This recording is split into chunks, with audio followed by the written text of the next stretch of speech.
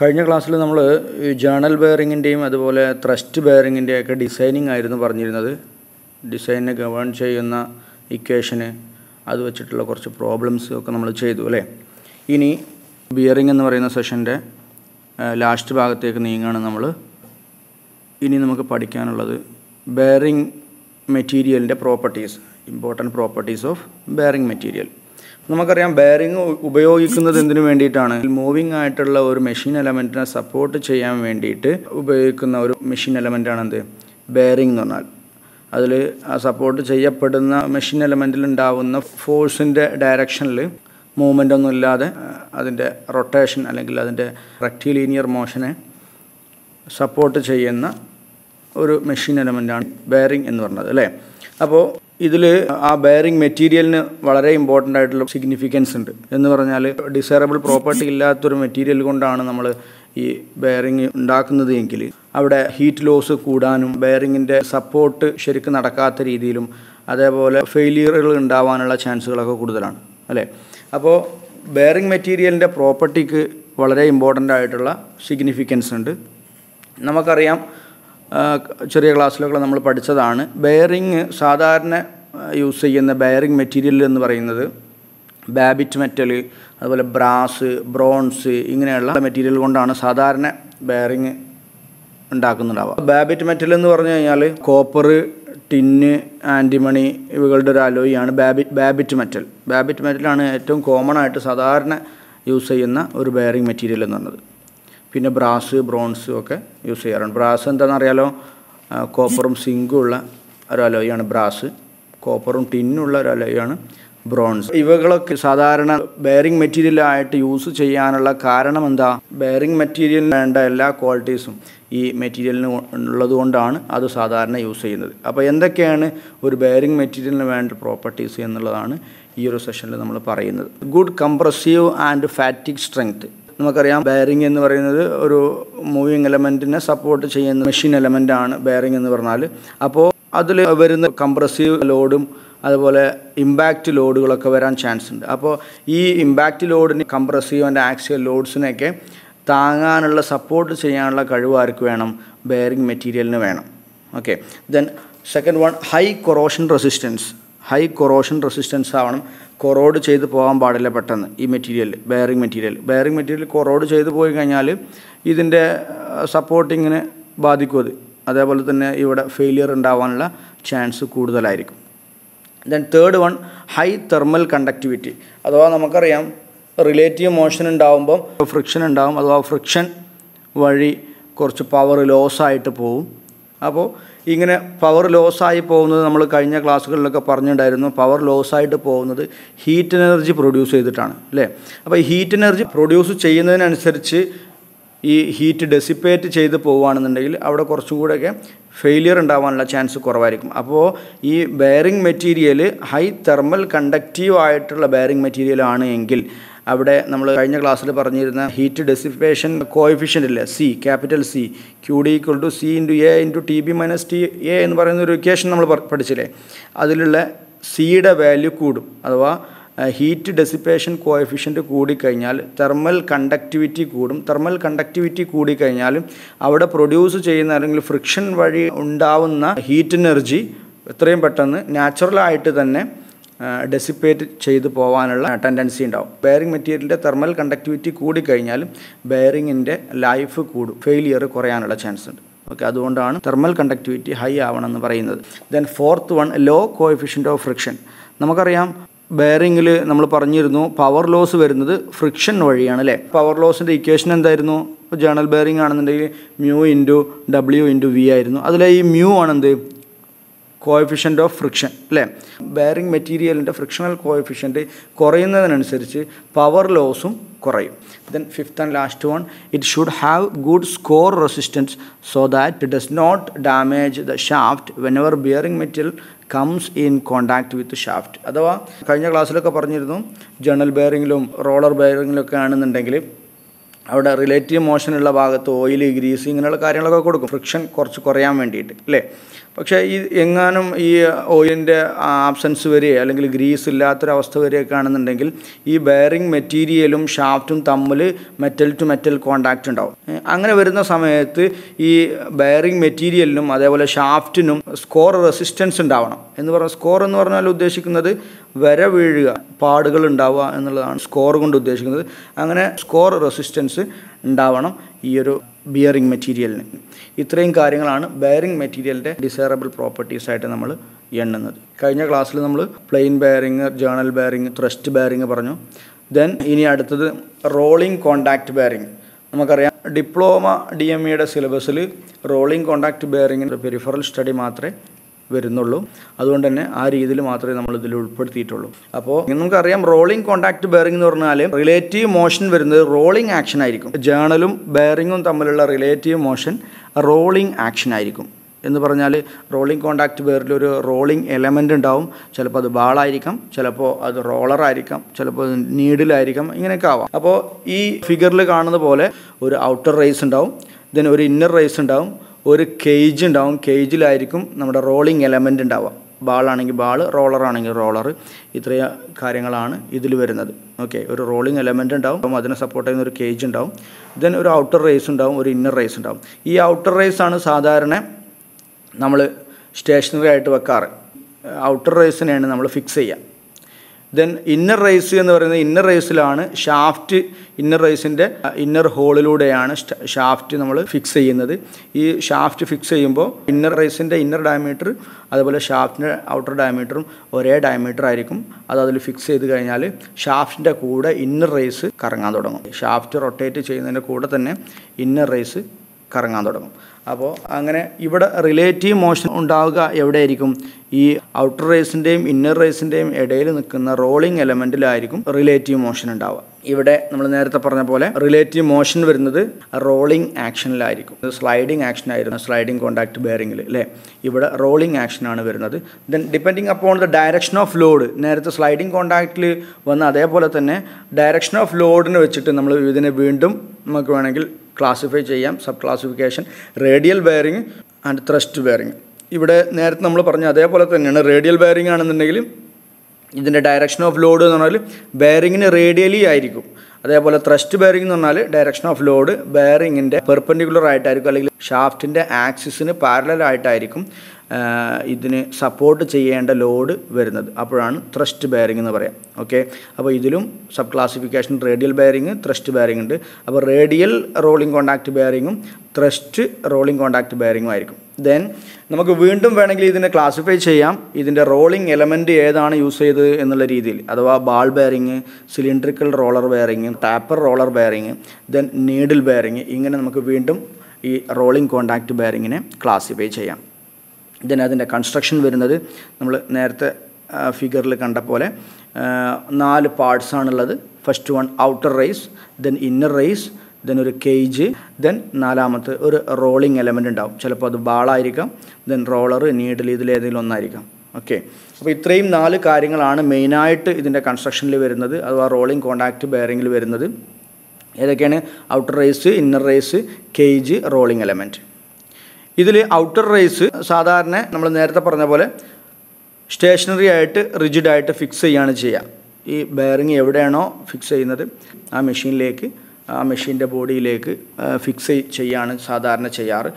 Inner റേസാണ് സാധാരണ ഷാഫ്റ്റിൻ്റെ കൂടെ rotate ചെയ്യുക. ഈ ഔട്ടർ റേസിൻ്റെ ഇന്നർ സർഫസിൽ റോളിംഗ് എലമെൻറ്റിന് നിൽക്കാനുള്ള ഒരു ഗ്രൂവ് ഉണ്ടാവും. ബാളാണെങ്കിൽ ബാളിനനുസരിച്ചുള്ളൊരു റിസസ് ഉണ്ടാവും, അതേപോലെ റോളറാണെന്നുണ്ടെങ്കിൽ റോളറിനനുസരിച്ചുള്ള ഒരു റിസസ് ഉണ്ടാവും. Rolling elements are evenly spaced around the circumference of race by cage. നേരത്തെ നമ്മൾ പറഞ്ഞ പോലെ ഇന്നർ റേസിൻ്റെയും ഔട്ടർ റേസിൻ്റെയും ഇടയിൽ ഈ കേജ് കൊണ്ട് ഈ റോളിംഗ് എലമെൻറ്റ് കറക്റ്റായിട്ട് ഈവൻലി സ്പേസ്ഡ് ആയിട്ട് വെച്ചിട്ടുണ്ടാവും. In ball bearing point contact takes place between the balls and races. Ball ബെയറിങ്ങിൻ്റെ പ്രത്യേകത, ബാൾ ബെയറിങ്ങിൽ കോണ്ടാക്റ്റ് വരുന്നത് പോയിൻ്റ് കോണ്ടാക്റ്റ് ആയിരിക്കും. നമുക്ക് ഒന്ന് ഇമാജിൻ ചെയ്താൽ മനസ്സിലാവും. അഥവാ ഈ ബാളാവുമ്പോൾ സ്ഫെറിക്കലായിട്ടുള്ള ഒരു എലമെൻ്റാണ് അല്ലേ.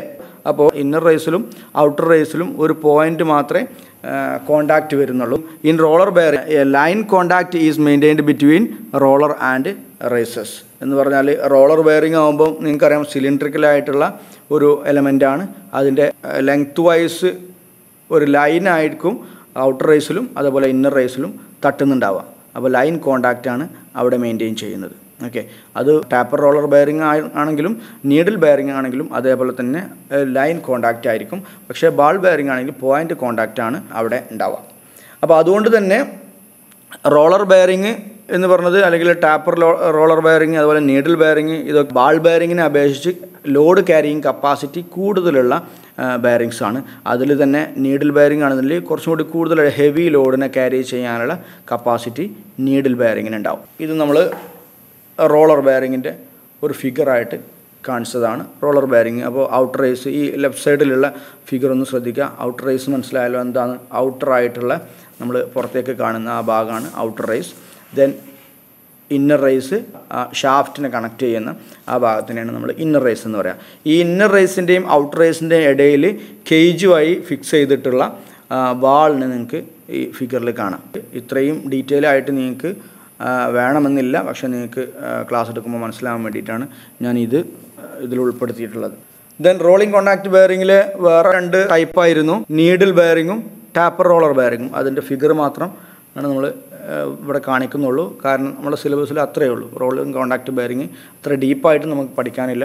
നേരത്തെ പറഞ്ഞ പോലെ തന്നെ ഔട്ടർ റേസ് ഉണ്ടാവും, ഇന്നർ റേസ് ഉണ്ടാവും. റോളിംഗ് എലമെൻ്റ് ഏതായിരിക്കും? നീഡിലായിരിക്കും. നീഡിൽ എന്ന് പറയുമ്പോൾ റോളർ ബെയറിങ്ങിൻ്റെ അതേപോലെ തന്നെയാണ്, പക്ഷേ അതിൻ്റെ ഡയമീറ്റർ ലെങ്ത്തിന് അപേക്ഷിച്ച് ഡയമീറ്റർ വളരെ കുറവായിരിക്കും. അപ്പോഴാണ് അതിനെ നീഡിൽ എന്ന് പറയുന്നത്. റൈറ്റ് സൈഡിൽ taper roller bearing, taper roller ബെയറിങ്ങിന് അതേപോലെ തന്നെയാണ്. പക്ഷേ ഈ റോളറിൻ്റെ ഒരു ഭാഗം ക്രോസ് സെക്ഷണൽ ഏരിയ കൂടുതലും ഒരു ഭാഗം ക്രോസ് സെക്ഷണൽ ഏരിയ കുറവായിരിക്കും ഉണ്ടാവുക. ഓക്കെ, ഈ ടാപ്പർ റോളർ ബെയറിങ്ങൊക്കെയാണ് സാധാരണ ഹെവി വെഹിക്കിൾസിലൊക്കെ നമ്മുടെ വീലിൻ്റെ ബെയറിംഗ് ആയിട്ട് സാധാരണ കൊടുക്കാറ് ടാപ്പർ റോളർ ബെയറിംഗ് ആണ്. ഇനി നമുക്ക് പറയുന്നത് coefficient of friction and bearing characteristic number. നമുക്കറിയാം ഈ ബെയറിംഗ് ആയിട്ട് ബന്ധപ്പെട്ട് നമ്മൾ പ്രോബ്ലംസ് കുറച്ച് ചെയ്തു. ആ സമയത്തൊക്കെ നമുക്ക് മനസ്സിലായി അപ്പോൾ പവർ ലോസ് എന്ന് പറയുന്നത് ഡിപ്പെൻഡ് ചെയ്യുന്നത് കൂടുതലായിട്ടും എന്തിനാണ്? കോഎഫിഷ്യൻ്റ് ഓഫ് ഫ്രിക്ഷനാണ് അല്ലേ? കോഎഫിഷ്യൻ്റ് ഓഫ് ഫ്രിക്ഷൻ കുറയുന്നതനുസരിച്ച് പവർ ലോസ് കുറയും. അതേപോലെ തന്നെ കോഎഫിഷ്യൻ്റ് ഓഫ് ഫ്രിക്ഷൻ കൂടുന്ന സമയത്ത് പവർ ലോസ് കൂടും അല്ലേ?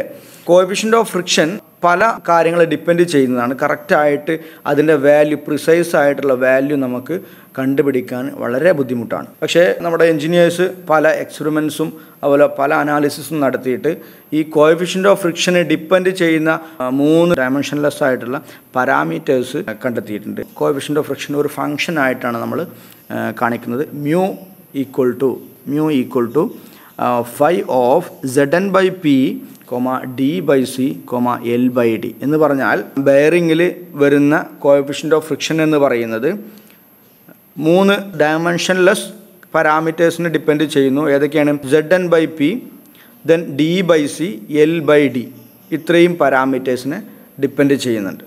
ഇതിൽ മ്യൂ എന്ന് പറഞ്ഞാൽ നമുക്കറിയാം കോഎഫിഷ്യൻ്റ് ഓഫ് ഫ്രിക്ഷൻ. ദെൻ 5 ഉദ്ദേശിക്കുന്നത് എ ഫംഗ്ഷൻ ഓഫ് എന്നുള്ളതാണ്. ഇത്രയും 4 പാരാമീറ്റേഴ്സ് തമ്മിൽ ഒരു ഫങ്ഷണൽ റിലേഷൻ ഉണ്ട് എന്ന് കാണിക്കാൻ വേണ്ടിയിട്ടാണ് 5 ഉപയോഗിച്ചിട്ടുള്ളത്. Zn/P എന്ന് പറഞ്ഞാൽ ബെയറിംഗ് ക്യാരക്ടറിസ്റ്റിക് നമ്പറാണ്. അതിൽ Z എന്ന് പറഞ്ഞാൽ ഓയിലിൻ്റെ വിസ്കോസിറ്റി, N എന്ന് പറഞ്ഞാൽ സ്പീഡ് ഓഫ് ഷാഫ്റ്റാണ് RPM-ലുള്ള. ദെൻ P എന്ന് പറഞ്ഞാൽ ബെയറിംഗ് പ്രഷറാണ്. D എന്ന് പറഞ്ഞാൽ ഷാഫ്റ്റിൻ്റെ ഡയമീറ്റർ, C എന്ന് പറഞ്ഞാൽ ഡയമീറ്ററൽ ക്ലിയറൻസ്, ദെൻ L എന്ന് പറഞ്ഞാൽ length of the journal, then D എന്ന് പറഞ്ഞാൽ ഡയമീറ്റർ ഓഫ് ദി ഷാഫ്റ്റ്. ഇതിൽ ഈ ഡിയും ക്യാൻസൽ ചെയ്യാനൊന്നും നിൽക്കരുത് കേട്ടോ. ഇത് എല്ലാം ഓരോന്നും ഓരോ ഡയമെൻഷൻലെസ് പാരാമീറ്ററാണ്. ഇതിൽ മ്യൂ എന്ന് പറഞ്ഞാൽ കോഎഫിഷ്യൻ്റ് ഓഫ് ഫ്രിക്ഷൻ, 5 എന്ന് പറഞ്ഞാൽ എ ഫങ്ഷണൽ റിലേഷൻ ഉണ്ട് എന്ന് കാണിക്കാൻ വേണ്ടിയിട്ട് യൂസ് ചെയ്യുന്നതാണ് 5. ദെൻ Z എന്ന് പറഞ്ഞാൽ absolute viscosity of lubricant at its operating temperature in kg/m². Then small letter P bearing pressure based on projected bearing area in MPa. Then D diameter of the journal in mm. Small letter L length of the bearing in mm. Then small letter C diametral clearance between journal and bearing in mm. ഇതിൽ the factor Zn/P is dimensionless number and is termed as bearing characteristic number. ZN/P എന്ന് പറയുന്ന ആ ഒരു പാരാമീറ്ററിന് പറയുന്ന പേരാണ് bearing characteristic number. അതിൽ Z എന്ന് പറഞ്ഞാൽ വിസ്കോസിറ്റി, N എന്ന് പറഞ്ഞാൽ സ്പീഡ്, P എന്ന് പറഞ്ഞാൽ ബെയറിംഗ് പ്രഷർ. ദെൻ ഈ ZN/P എക്സ് ആക്സിസിലും കോഎഫിഷ്യൻ്റ് ഓഫ് ഫ്രിക്ഷൻ വൈ ആക്സിസിലുമായിട്ട് നമ്മളൊരു കർവ് ഒരു ഗ്രാഫ് പ്ലോട്ട് ചെയ്യുകയാണെന്നുണ്ടെങ്കിൽ പല രീതിയിൽ പല കണ്ടീഷനിൽ റൺ ചെയ്തിട്ടുള്ള ഒരു ബെയറിങ്ങിൻ്റെ ZN/P എക്സ് ആക്സിസിലും കോഎഫിഷ്യൻ്റ് ഓഫ് ഫ്രിക്ഷൻ വൈ ആക്സിസിലുമായിട്ട് നമ്മളൊരു ഗ്രാഫ് പ്ലോട്ട് ചെയ്യുകയാണെങ്കിൽ ഇങ്ങനെ ഉണ്ടാവും. ഇതിൽ ഏറ്റവും കുറവ് കോഎഫിഷ്യൻ്റ് ഓഫ് ഫ്രിക്ഷൻ പോയിൻ്റ് എയിലാണ്. എ എന്ന് പറയുന്ന പോയിന്റിലാണ് ഏറ്റവും കുറവ് കോഎഫിഷ്യൻ്റ് ഓഫ് ഫ്രിക്ഷൻ ഉള്ളത്. എ എന്ന് പറയുന്ന പോയിന്റിലുള്ള ZN/P അഥവാ ബെയറിംഗ് ക്യാരക്ടറിസ്റ്റിക് നമ്പറിൻ്റെ വാല്യൂവിനെ നമ്മൾ പറയുന്ന പേരാണ് ബെയറിംഗ് മോഡുലസ്. എ എന്ന് പറയുന്ന പോയിന്റിലാണ് ഏറ്റവും കുറവ് കോഎഫിഷ്യൻ്റ് ഓഫ് ഫ്രിക്ഷൻ ഉള്ളത്. Minimum coefficient of friction A എന്ന് പറയുന്ന പോയിന്റിലാണ്. അഥവാ ZN/Pയുടെ വാല്യൂ ഈ എ എന്ന് പറയുന്ന പോയിന്റിനേക്കാൾ കുറവാകുമ്പോൾ അവിടെ തിൻ ഫിലിം ലൂബ്രിക്കേഷനും അതിനേക്കാൾ കൂടുതലാവുമ്പോൾ തിക്ക് ഫിലിം ലൂബ്രിക്കേഷനുമാണ് ഉണ്ടാകുന്നത്. പോയിന്റ് എ എന്ന് പറയുന്ന പോയിന്റിൽ ZN/Pയുടെ വാല്യൂവിനെ നമ്മൾ പറയുന്ന പേരാണ് ബെയറിംഗ് മോഡുലസ്. അത് ഡിനോട്ട് ചെയ്യുന്നത് ക്യാപിറ്റൽ K കൊണ്ടാണ്. അഥവാ മിനിമം കോഎഫിഷ്യൻ്റ് ഓഫ് ഫ്രിക്ഷന് കറസ്പോണ്ടിങ് ആയിട്ടുള്ള ZN/Pയുടെ വാല്യൂ ആണ് ബെയറിംഗ് മോഡുലസ് എന്ന് പറയുന്നത്. ഈ ബെയറിംഗ് മോഡുലസിനേക്കാൾ കുറവാണ് ZN/Pയുടെ വാല്യൂ എങ്കിൽ അവിടെ തിൻ ഫിലിം ലൂബ്രിക്കേഷനും ZN/Pയുടെ വാല്യൂ ബെയറിംഗ് മോഡുലസിനേക്കാൾ അല്ലെങ്കിൽ Kയുടെ വാല്യൂവിനേക്കാൾ കൂടുതലാണ് എങ്കിൽ അവിടെ തിക്ക് ഫിലിം ലൂബ്രിക്കേഷനായിരിക്കും ഉണ്ടാവുക. പക്ഷേ അപ്പോഴും കോഎഫിഷ്യൻ്റ് ഓഫ് ഫ്രിക്ഷൻ കൂടും. അങ്ങോട്ട് പോകുന്തോറും കോഎഫിഷ്യൻ്റ് ഓഫ് ഫ്രിക്ഷൻ കൂടും. ZN/Pയുടെ വാല്യൂ K വാല്യൂവിന് ഈക്വൽ ആകുമ്പോഴായിരിക്കും ഏറ്റവും മിനിമം coefficient of friction ഉണ്ടാവുക. The value of ZN/P for the minimum value of coefficient of friction is known as bearing modulus and is denoted by capital K. If ZN/P is greater than K, the bearing may operate with thick film lubrication. Kയുടെ വാല്യൂവിനേക്കാൾ കൂടുതലാണ് ZN/Pയുടെ value എങ്കിൽ തിക്ക് film ലൂബ്രിക്കേഷനിലായിരിക്കും operate ചെയ്യുക. And if ZN/P is less than K, the oil film has ruptured and there is a metal to metal contact. അഥവാ അവിടെ thin film lubrication ആയിരിക്കും ഉണ്ടാവുക. Then നമ്മൾ നേരത്തെ പറഞ്ഞു മ്യൂ എന്ന് പറയുന്ന കോഎഫിഷ്യൻ്റ് ഓഫ് ഫ്രിക്ഷൻ 3 ഡയമെൻഷൻലെസ് പാരാമീറ്റേഴ്സിനെ ഡിപ്പെൻഡ് ചെയ്യുന്നുണ്ട്. ഒരു റിലേഷൻ മെയിൻറ്റെയിൻ ചെയ്യുന്നുണ്ട്. ആ റിലേഷൻ എന്താ എന്നുള്ളതാണ് ഇനി നമ്മൾ പറയാൻ പോകുന്നത്. അഥവാ ഈ ഇക്വേഷനെ പറയുന്ന പേര് മെക്കീസ് equation. An empirical data on small journal bearings to determine the approximate value of coefficient of friction for well lubricated bearing is obtained by Mackey equation. Mu equal to 33 divided by 10 raised to 8 ZN/P into D/C plus K. ഈ K എന്ന് പറയുന്ന leakage correction ഫാക്ടറാണ്. It depends upon the ratio of length to diameter of the bearing എന്ന് പറഞ്ഞാൽ L/D റേഷ്യോയെ depend ചെയ്യുന്ന leakage correction ഫാക്ടറാണ് K എന്ന് പറയുന്നത്. L/D റേഷ്യോയെ ഡിപ്പെൻഡ് ചെയ്യുന്ന മറ്റൊരു ഡയമെൻഷൻലെസ് നമ്പറാണ് K എന്ന് പറയുന്നത്. Kയുടെ വാല്യൂ L/D റേഷ്യോ 0.75-ൻ്റെയും 2.8-ൻ്റെയും ഇടയിലാണെങ്കിൽ 0.75-ൻ്റെയും 2.8-ൻ്റെയും ഇടയിലായിരിക്കും സാധാരണ ഈ L/D റേഷ്യോ ഉണ്ടാവാറ്. അപ്പോൾ Kയുടെ വാല്യൂ 0.002 ആയിരിക്കും. അപ്പോൾ ഇതാണ് ആ ഫങ്ഷണൽ റിലേഷൻ എന്ന് പറയുന്നത്. മ്യൂ ഡിപ്പെൻഡ് ചെയ്യുന്ന 3 ഫാക്ടേഴ്സ് തമ്മിലുള്ള ഫങ്ഷണൽ റിലേഷനാണ് മെക്കി ഇക്വേഷൻ ഡിഫൈൻ ചെയ്തിട്ടുള്ളത്. ഓക്കെ, ഇനി ഇതേപോലത്തെ വേറൊരു ഡയമെൻഷൻലെസ് നമ്പർ നമ്മുടെ ജേർണൽ ബെയറിങ്ങിൻ്റെ ഡിസൈനിങ്ങിൽ സാധാരണ നമ്മൾ യൂസ് ചെയ്യുന്ന വേറൊരു ഡയമെൻഷൻലെസ് പാരാമീറ്റർ ആണെന്ത് സോമർഫീൽഡ് നമ്പർ എന്ന് പറഞ്ഞാൽ. സോമർഫീൽഡ് നമ്പറിന് സാധാരണ നമ്മൾ ഡിനോട്ട് ചെയ്യുന്നത് ക്യാപിറ്റൽ S കൊണ്ടാണ്. S equal to ZN/P into D/C whole square. Sommerfeld number ഒരു കോൺസ്റ്റൻ്റ് ആണ്.